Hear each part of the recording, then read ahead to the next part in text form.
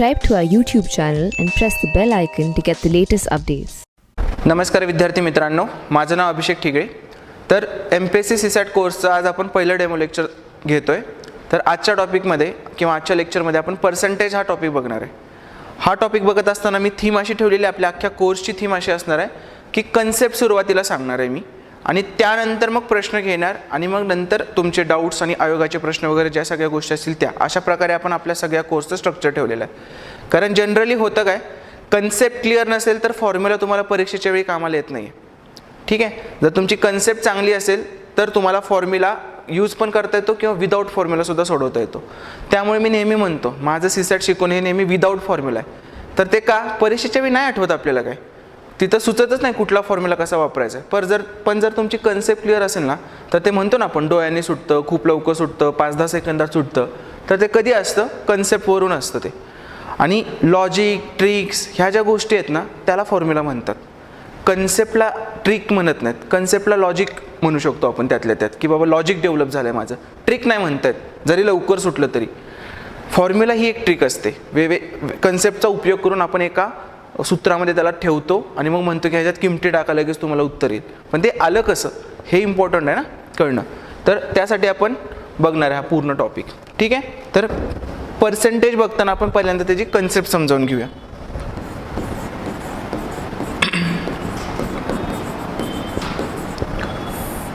Percentage हा शब्द म्हणल्या आपल्याला काय दिसतं, दोन गोष्टी दिसायला पाहिजेत.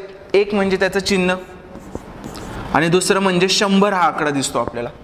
पर्सेंटेजमध्ये एक तर हे चिन्ह दिसतं नाही तर 100 हा आकडा दिसतो. का, पर्सेंटेज म्हणजे असतं काय, 100 सोबत रिलेट केलेल्या गोष्टी, त्याला आपण काय म्हणतो पर्सेंटेज. फॉर एक्झाम्पल लहानपणी आपण काढलेलं असतं बघा, मला 500 पैकी 400 मार्क मिळाले. 500 पैकी 400 मार्क मिळाले तर किती टक्के मिळाले. तर त्यावेळी आपल्याला काय शिकवलेलं असतं माहिती आहे, जेवढे 400 मार्क आहेत त्याला तुझ्या विषयांनी डिवाइड कर. विषय किती आहेत, 5 विषयाचे 500 मार्क, तर 5 विषय असतात तर 5 डिवाइड कर, मग तुला मिळाले 80% मार्क. हे असं तेव्हा आपल्याला शिकवलेलं असतं. पण हे नाही ना, हे तात्पुरतं झालं. प्रत्येक वेळी प्रत्येक विषय 100 मार्काचा असेलच असं नाही ना, बरोबर. तर याची खरी कन्सेप्ट काय असणार आहे त्याच्या मागे, काय 500 पैकी 400 मिळाले तर तुला 100 पैकी किती टक्के मिळाले, ही काय झाली त्याची कन्सेप्ट झाली. मग हे कसं करू शकतो आपण, जर आपल्याला 500 पैकी 400 मिळाले तर 100 पैकी किती मिळतील, तर ह्याला काय म्हणतो आपण पर्सेंटेज. मग हे आलं रे आलं की हे तुम्हाला माहित आहे, ह्याला आपण काय करतो, क्रॉस मल्टिप्लिकेशन करतो आणि म्हणतो की क्वेश्चन मार्कच्या जागी जे उत्तर येईल ते तुमचं असणार आहे. मग क्वेश्चन मार्क कसं काढतो आपण, क्वेश्चन मार्क बरोबर 100 गुणिले 400 भागिले 500. मग हे किती आलं, आता हे 2 शून्य आले, हे 2 शून्य गेले आणि आता मग ते 80% आलं. हे काय मोठं केलं नाही आहे मी, हे खरं आहे. ठीक आहे, इथं एक ॲझ्युम्शन आहे मनातल्या मनात, ते आपल्याला लागत नव्हतं कारण प्रत्येक विषय 100 मार्काचे असायचे म्हणून उत्तर करेक्ट येत होतं. पण रिअलमध्ये आपल्याला हे असं करायला लागतं, एकूणपैकी किती तर 100 पैकी किती.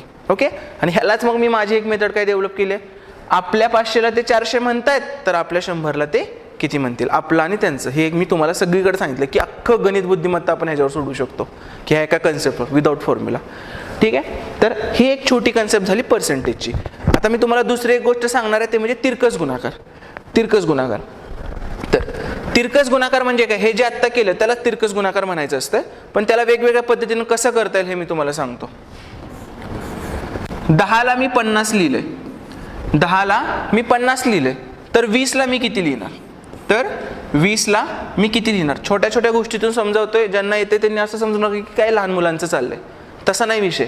याला 3-4 प्रकारे कसं खेळायचं या गोष्टीसोबत. तिरकस गुणाकार म्हणजे फक्त काय हे असतं का, नाही, बऱ्याच गोष्टी आहेत तिरकस गुणाकारामध्ये. 3 गोष्टी आहेत मेनली तिरकस गुणाकार. त्या 3 गोष्टी तुम्हाला सांगतो मी. आता काय करतो आपण, 10ला 50 आहे तर 20ला किती असं असेल तर सगळ्यात पहिल्यांदा आपण काय करणार, आपली नॉर्मल मेथड, क्वेश्चन मार्क बरोबर 20 गुणिले 50 भागिले 10, 20 गुणिले 50 भागिले 10 तर किती येणार याचा आन्सर 100. म्हणजे 10ला 50 आहे तर 20ला किती 100 येणार. अजून काय करू शकतो माहिती आहे आपण, 10 5 50 आहे तर 20 5 100, हे पण करू शकतो. अजून काय करू शकतो आपण, 10 दुनी 20 आहे तर 50 दुनी 100. ह्या सगळ्याला म्हणायचं असते तिरकस गुणाकार. तुम्हाला समजला. तोपर्यंत म्हणायचं नाही की तिरकस गुणाकार तुम्हाला समजला. कळलं का? हे सगळं असं गणित खेळत असते. का सांगितलं हे मी? आता हे एकदा सांगितलं, तुम्हाला काही पाठ पण नाही करायला लागलं, काहीच नाही करायला लागलं, तर हे सगळं आपण यूज करायचं पर्सेंटेज टॉपिकमध्ये. कळलं? ही झाली माझी दुसरी कन्सेप्ट होती. एकतर पर्सेंटेज काय असतं ते तुम्हाला समजावलं, त्यानंतर याच्यात मी काय समजावलं की तिरकस गुणाकारासोबत कसं कसं खेळू शकतो आपण ते समजावलं तुम्हाला. ठीक आहे.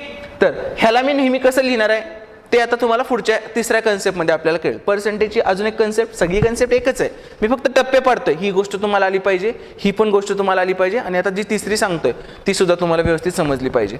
आता मी ज्यावेळी तुम्हाला म्हणतोय की 15 kg साखरेची किंमत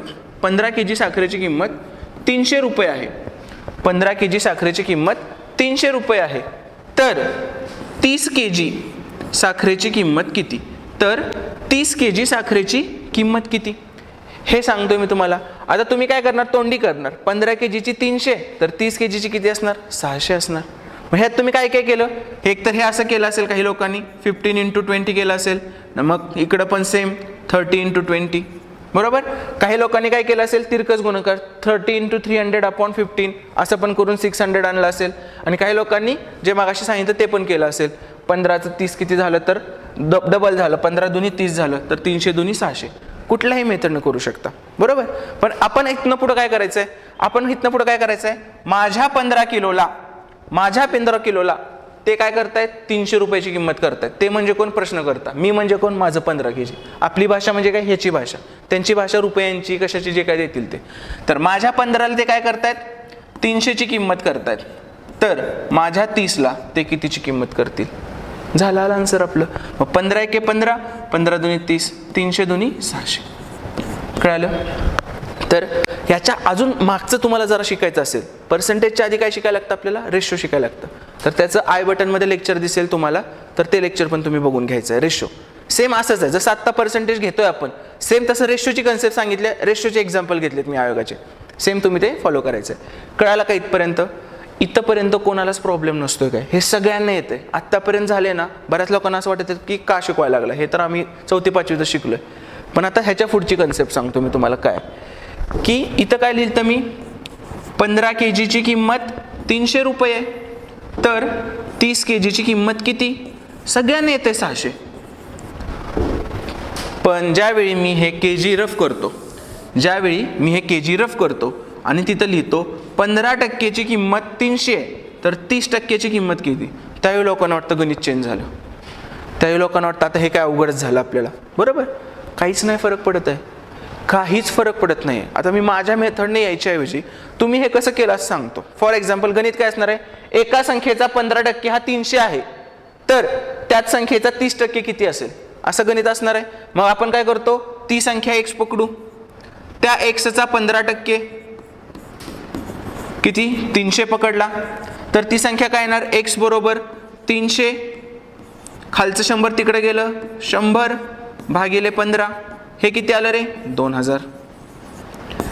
आता काय विचारलंय? त्या संख्येचा 30% विचारलाय, मग काय येणार? 2000चं 30% काढलं आपण, 2 शून्य गेले, काय आलं? 600. मग एवढं करायची काय गरज आहे? आपलंच करू ना सरळ. आपलं 15% म्हणजे त्यांचं 300 आहे, तर आपलं 30% म्हणजे किती? मग काय येणार? आपलं 15% म्हणजे त्यांचं 300 आहे, तर आपलं 30% म्हणजे त्यांचं किती? आलं का? 600. आलं का नाही? मग मला सांगा काय काय वाढलं ह्याच्यातून, काय कमी झालं? हे जे ती संख्या काढायचं आपल्याला सांगितलेलं ते कधी काढायला लागलं का आपल्याला? ते कधीच काढायला लागलं नाही, गरज पण नाही. हे आधी का काढत होतो लहानपणी? कारण याला अर्धा मार्क असायचा, या उत्तराला अर्धा मार्क असायचा, म्हणून ते काढायला लागायचं. आता आहे का तसं काय? आता तसं काहीच नाही. आता आपल्याला तीच संख्या डायरेक्ट विचारली असती तर काय काढलं असतं? पर्सेंटेज आहे ना, ती संख्या नेहमी काय असते? 100 असते. आपलं 15 म्हणजे 300, तर आपलं 100 म्हणजे किती? कसं काढणार रे? आपलं 15 म्हणजे 300, तर आपलं 100 म्हणजे किती? 15 दुनी 300, 100 दुनी 200, म्हणजे हे किती होणार? 2000. Direct orally. आता तर सुरुवात आहे ना, हळूहळू बघा तुम्ही. आता कळालं का? हे आपलं आणि त्यांचं, हेच तुम्हाला पूर्ण वेळ वापरायचं आहे. जसे जसे एक्झाम्पल्स घेऊ आपण तसं तुम्हाला ते अजून समजेल. फॉर एक्झाम्पल, फर्स्ट एक्झाम्पल घेऊया आपण. काय? STI पूर्वला विचारलेला प्रश्न हा, एक संख्या 45% वाढवली तेव्हा तिची किंमत 116 होते, तर ती संख्या कोणती? तर एक चौथी कन्सेप्ट सांगायचं विसरलोय मी. काय कन्सेप्ट आहे?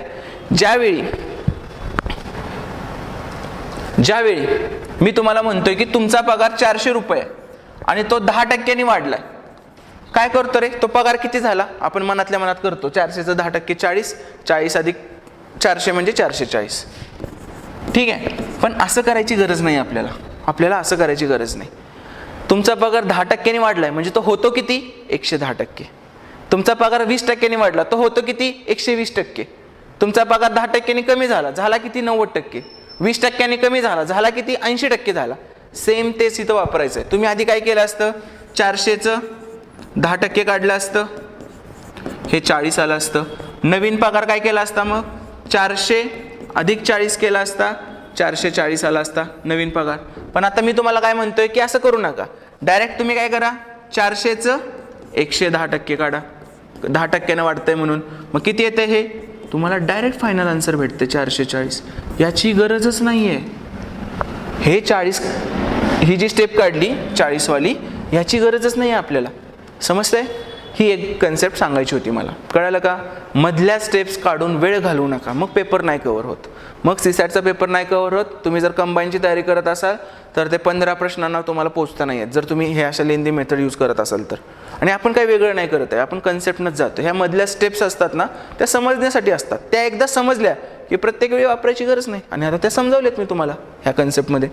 ठीक आहे, तर आता हे गणित काय म्हणते बघा, एक संख्या 45% वाढवली म्हणजे ती संख्या झाली किती टक्के रे, जसं 10% वाढवल्यावर 110% होत होतं, तसं 45% वाढवल्यावर झालं किती, ते 145%. ते झालं किती, 145%. बरोबर. आता तेव्हा तिची किंमत 116 होते, म्हणजे आपल्या 145%ला ते काय म्हणतायत, 116 म्हणतात. आपल्या 145%ला ते म्हणतात 116. तर ती संख्या कोणती, ती संख्या मुळामध्ये किती असते रे, मगाशी काय म्हणलेलं, मुळामध्ये ती संख्या काय असते, 100% असते. मग आपलं 145% म्हणजे 116 आहे, तर आपलं 100% म्हणजे किती, तर आपलं 100% म्हणजे किती, हे नाही जमणार आपल्याला. आता ह्याचं शॉर्टकट पण मी तुम्हाला सांगितलं, हे असं लिहायची पण गरज नसते दरवेळी, हे तर शिकवतोय म्हणून चाललंय ना. पेपरमध्ये तुम्ही डायरेक्ट काय करणार, आपल्या 145ला 116 म्हटलंय, तर आपल्या 100ला किती म्हटलंय, बरोबर. तर काय करणार, 29 पाचा 45 आहे, 29 चोक 16 दर्शे, 5 एके 5, 20 पाचा 100 आणि 20 चोक 80, 20 चोक 80. कळालं का, समजतंय का सगळ्यांना. तर काय येणार याचं, 80. तर ती संख्या काय, तर ती संख्या कोणती, 80. आता तुम्ही चेक करून बघा, 80ला 45% वाढवा, येते तुमचं. 80ला 45% वाढवलं होऊन जाईल ते तुमचं आन्सर. समजलं का. आपल्याला ती संख्या काढायला विचारली, डायरेक्ट काढली. आता त्या संख्येचं जर 10% कमी केलं असतं तर कुठली आली असती, तर 90% काढलं असतं. 20% कमी केली असती तर 80% काढलं असतं. 50% वाढवली असती तर 50% काढलं असतं. एकदा तुम्हाला जर हे कळालं, आपलं 145% म्हणजे त्यांचं 116, त्यानंतर तुम्हाला काहीही विचारू दे, काही फरक नाही पडत. ठीक आहे, पुढचं एक्झाम्पल बघू आपण. बँकेशी केलेल्या करारानुसार एका उद्योजकेला काही हप्त्यात कर्जाची परतफेड करायची आहे. ह्या गोष्टींकडे लक्ष द्यायचं नाही गणिताच्या कधी, ते उगाच तुम्हाला गुंतवण्यात केलेलं असतं. 18 हप्ते दिल्यानंतर, म्हणजे काही ठिकाणी द्यायचं नाही, काही ठिकाणी द्यायला पण लागतं. 18 हप्ते दिल्यानंतर फक्त 40% कर्जाची परतफेड करायची आहे असे तिला आढळले. यानंतर तिने द्यायच्या उरलेल्या हप्त्यांची संख्या निवडा. आता सांगा, तिने किती हप्ते दिलेत रे, 18 हप्ते दिलेत, बरोबर. आता 18 हप्ते दिल्यानंतर तिला काय कळले, 40% कर्जाची परतफेड करायची बाकी आहे. म्हणजे तिने दिलेत किती कर्ज, 60% कर्जाची परतफेड केली आहे. मग मी असं म्हणू का, आपल्या 60%ला ते काय म्हणतात, 18 हप्ते म्हणतात. कळालं. मग आता आपल्या 60%ला 18 म्हणत असतील तर विचारले काय, यानंतर तिने द्यायच्या उरलेल्या हप्त्यांची संख्या, उरलेत किती रे, 40%. आपल्या 60%ला 18 म्हणतंय, तर आपल्या 40%ला किती म्हणतील. कसं करणार, आपल्या 60ला 18 म्हणलं तर आपल्या 40ला किती, 20 दुनी 40, 20 त्रिक 60, 3 एके 3, 3 सख्खा 18, 6 दुनी 12. किती जाईल, 6 दुनी 12. समजतंय का, कळालं व्यवस्थित आहेत का 12 ऑप्शन, ऑप्शन नंबर 1. ओके, पुढचा प्रश्न. पहिल्या वर्षी एका शहराची लोकसंख्या 8%ने वाढली व दुसऱ्या वर्षी 8%ने कमी झाली. तिसऱ्या वर्षी पुन्हा 10%ने वाढली. तर सुरुवातीला 1,00,000 लोकसंख्या असलेल्या शहराची लोकसंख्या तिसऱ्या वर्षी किती असेल? मी बऱ्याच लोकांना अजून बघतोय की हे स्टेप बाय स्टेप करत बसतात, प्रत्येक वर्षाची काढत बसतात. नाही गरज आहे आपल्याला, डायरेक्ट तिसऱ्या वर्षानंतरची विचारली आहे. एका लाईनमध्ये आन्सर येतं याचं, एका लाईनमध्ये. तुम्हाला फक्त गुणाकार करायला लागणार आहे. जे सांगितले तेच, आत्तापर्यंत जे शिकवले ना तेच करायचं. आणि ह्याच्यात काय सांगितलंय बघ रे. किती होती लोकसंख्या सुरुवातीला? 1,00,000. सुरुवातीला 1,00,000 लोकसंख्या होती. पहिल्या वर्षी काय झाले? 8% वाढली आहे. पहिल्या वर्षी 8% वाढली म्हणजे किती झाली रे? 108% झाली. आठवत आहे का? 8% वाढली म्हणजे 108% झाली. दुसऱ्या वर्षी काय झाले? 8% कमी झाली म्हटलं रे. 8% कमी झाली. तर मला सांग, 8% जर कमी झाली असेल तर किती घेणार तू? 92% घेणार. समजतंय? आता तिसऱ्या वर्षी पुन्हा 10% वाढ झाली म्हटलंय. पुन्हा 10% म्हणजे 110% घेणार तू. आणि त्याच्याबरोबर जे काही ते काय असणार आहे? तिसऱ्या वर्षानंतरची लोकसंख्या असणार. आता बऱ्याच जणांना पडलेला प्रश्न असा असेल की तू जे इथं पहिल्या वर्षी नंतर घेतलं, नंतर दुसऱ्या वर्षी डायरेक्ट ह्याच्यावरच काढतोय. आधी ह्याचं काढून तर घे. का काढायचं आपण? गरज नाही. हे गणित आहे ना ते काढतं ऑटोमॅटिक त्याच्यामध्येच. हे जे आहे ना ते त्याच्यात ऑटोमॅटिक काढलेलं असतं. तुम्ही त्याची काळजी करू नका. याचं उत्तर म्हणजेच पहिल्या वर्षानंतरची लोकसंख्या आहे. तुम्ही हे 92% काय फक्त 1,00,000वर काढत नसताय, हे त्याच्यावरच काढत असताय. त्याची तुम्ही काळजी करू नका. ह्याचं उत्तर फक्त आपण काढत नाहीये, ते लिहिलंय म्हणजे झालंय. ओके.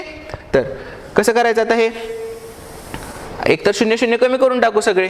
पहिल्यांदा तर ह्याचं 0 कमी करू. ठीक आहे. नंतर अजून काय? ह्या 2 शून्याला हे 2 शून्य घालवले, या 2 शून्याला हे 2 शून्य गेले. आता तिथं ह्या 10चं हे 1 शून्य गेलं म्हणजे उरलं काय रे? एवढंच उरलंय वर एवढंच उरलंय. मग त्यातला एक गुणाकार अजून कमी करू आपण. 108ला 11 तोंडीच गुणू. 11 8 88, 11 1 11 आणि उरलंय काय? 92 पण गुणू. आता नाही आहेत 92चा पाडा कुणालाच आणि गरज पण नाहीये. आपल्याला MPSCने 1 मिनिट दिलाय, 1 मिनिटाच्या सुटलं म्हणजे संपलं. उगाच लय शॉर्टकट करायला जायचं नाही. करा ना ह्याला. आधी 2 न गुणा, 9 न गुणा. 82 16 हाताला 1, 82 16 1 17, 2 2 3, 2 2 9 8 72, 9 8 72 आणि 7 79. परत 9 1 9 7 16, 9 1 9 आणि 1 10, 6 7 2 9, 9 3 12, 6 2 8 1 9 10. 1,09,296 आहे का ऑप्शन? 1,09,296 option number 4. कळलं? समजतंय? एका स्टेपमध्येच आहे. फक्त हा गुणाकार करायचा होता आपल्याला. हे प्रत्येक वेळी हे काढून परत मी त्याच्यात ऍड करतो, हे तर सोपं. ह्याच्यापेक्षा पण अजून काय करतात? 1,00,000वर 8% काढणार, ते 1,00,000 मध्ये ऍड करणार. परत त्याच्यावर 8% काढणार, ते त्याच्यातून वजा करणार. परत त्याच्यावर 10% काढणार, ते त्याच्यात ऍड करणार. ह्याची गरज नाहीये. आणि हे एवढं सगळं करताना कितीदा चुकणार तुम्हीच विचार करा. बरोबर? हे कसं जरा इकडे तिकडे झालं तर डबल सोडवायला पण वेळ आहे आपल्याला, कारण ह्यालाच 1 मिनिटाच्या आत लागला आपल्याला वेळ. समजतंय का? तर हे अशा पद्धतीने घेतलं आपण. नेक्स्ट, एका परीक्षेत उत्तीर्ण होण्यासाठी एका विद्यार्थ्याला 40% गुण मिळणे आवश्यक आहे. समजा एका विद्यार्थ्याला 30 गुण मिळाले आणि तो 30 गुणांनी ती परीक्षा अनुत्तीर्ण झाला. आता मला सांगा, ही पासिंग लाईन काढली आपण, अशी मार्क्स लाईन काढली, गुणांची लाईन काढली. त्यांनी काय विचारले? एका विद्यार्थ्याला 30 गुण मिळाले, म्हणजे एवढे गुण मिळाले, इथं 30 लिहितो मी. 30 गुण मिळाले आणि तो 30 गुणांनी ती परीक्षा अनुत्तीर्ण झाला. म्हणजे त्याला अजून 30 पाहिजे होते. म्हणजे अजून 30 हे जर मिळाले असते तर किती झाले असते? इथं 60 झाले असते. एवढे जर गुण त्याला मिळाले असते ना तर तो 5 झाला असता. ठीक आहे. आणि काय म्हटलंय सुरुवातीला? एका परीक्षेमध्ये उत्तीर्ण होण्यासाठी एका विद्यार्थ्याला किती पाहिजे? 40%. आता हे मार्क्सच्या बाबतीत तर 60 मार्क झाले, पण टक्क्यांच्या बाबतीत हे टक्के किती झाले? 40% झाले. मग काय कळलं रे आपल्याला? 40% म्हणजेच 60 मार्क आहे. मग एकदा ही गोष्ट आपल्याला कळली की परत काय करायची गरज नाही. आणि विचारले काय? परीक्षा किती गुणांची असते? टक्क्यांच्या भाषेत परीक्षा किती गुणांची असणार आहे रे? 100 गुणांची असणार आहे, 100% असणार आहे. मग मी काय म्हणू शकतो? आपल्या 40ला, आता डायरेक्ट करतोय, आता ते आडवं वगैरे लिहित नाही. आपल्या 40ला ते काय म्हणतायत? 60 मार्क म्हणतायत. तर आपल्या 100ला ते काय म्हणतील? झालं. 20 त्रिक 60, 20 दुनी 40, 2 2 50, 50 त्रिक 150. परीक्षा किती गुणांची असेल रे? परीक्षा 150 गुणांची असेल. कळतंय? समजतंय? काही अवघड नाही आहे सगळं. आणि असं कोणाला जर असं वाटत असेल की हे नाही आहेत प्रश्न, तर हे पडलेले प्रश्न आहेत आणि कुठलाही प्रश्न घ्या तुम्ही सुटतोच, कुठलाही प्रश्न घ्या सुटतोच. त्यासाठीच तर मी माझं पुस्तक तयार केलं की लोकांना मला दाखवून द्यायचं होतं की फॉर्म्युल्याची गरज नाही आहे. एकच चॅप्टर आहे अख्ख्या गणित बुद्धिमत्तामध्ये, एक चॅप्टर. कुठलं आहे? मेन्सुरेशन. आयताचं क्षेत्रफळ, घनाचं क्षेत्रफळ, कोणाचं क्षेत्रफळ, मग ते जे आकृत्यांचे प्रश्न आहेत, भूमिती म्हणतो आपण त्याला, फक्त तिथंच तुम्हाला फॉर्म्युले लागतात.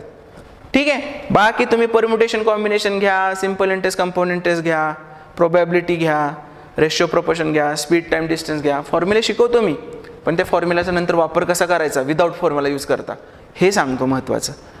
ठीक आहे. तर अशा पद्धतीनं मला हे सगळं तुम्हाला सांगायचं होतं की तुम्हाला जर हा कोर्स पूर्ण डिजिटल बोर्डवर कोर्स असणार आहे, सेम आत्ता जसं दिसतंय सगळे लेक्चर्स माझे असेच आहेत, सगळा सिलेबस व्यवस्थित कवर झालेला आहे. तुम्हाला ह्या पद्धतीनं शिकायचं असेल तर माझा कोर्स जॉईन करू शकता आणि डाऊट्स वगैरे विचारायचे असतील तर माझं हे टेलिग्राम चॅनल आहे ते सुद्धा तुम्ही जॉईन करू शकता. अभिषेक CSAT हे टेलिग्राम आहे, ह्याच्यावर तुम्ही जॉईन करू शकता. मला त्याच्यावर डाऊट्स वगैरे टाकत असतो आणि जो डिस्क्रिप्शनमध्ये नंबर दिसतोय किंवा तुम्हाला इथं स्क्रीनवर जो नंबर दिसतोय त्या स्क्रीनवरच्या नंबरवर तुम्ही कॉल करून हा कोर्स जॉईन करू शकता किंवा मलाही विचारू शकता तुम्ही कसं जॉईन करायचं. ठीक आहे. धन्यवाद.